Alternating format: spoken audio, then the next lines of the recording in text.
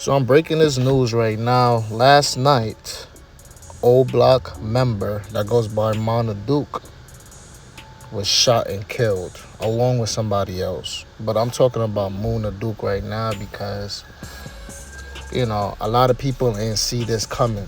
And as you can see in the video on the bottom left corner, that was his last moments before he was killed, where he posed on his IG lives. But right now, he's no longer with us. And we're going to take a moment to say rest in peace to this young brother, man. Um, you know, for the most part, Oblock have been quiet. There's a lot of stuff that always transpire with Oblock because Chief Keef has made it so big, and then King Von took it to the next level.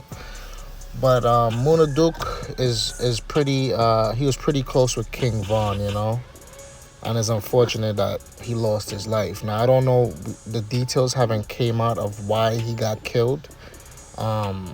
It seemed like he just do his own thing, stay out the way, but nevertheless, things happen. You know what I'm saying? It's life, and it's unfortunate that this young brother had to lose his life. He did do some music, but it goes to show you that don't matter how old you get or what, you always got to be on your P's and Q's. You always got to know your surroundings. You always got to change your lifestyle, you know what I'm saying? Because eventually, sooner or later, it'll catch up with you.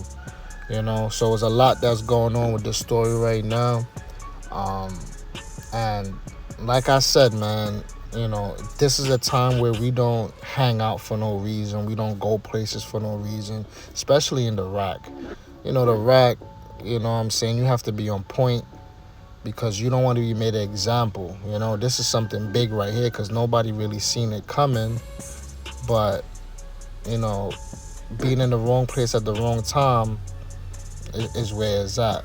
Now, we don't really know what happened to Munna, so we're not going to jump the gun and say he was backdoored or his ops got a low from one of his oppositions, or or it was some inside shit that was going on that he fell victim to. We're not going to do none of that. No blaming as of right now.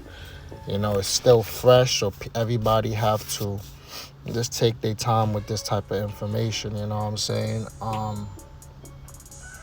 But there's a lot that goes into this situation and what happened to him and what lead up to these events, you know what I'm saying? So I would definitely dive more deeper in the next video that I do.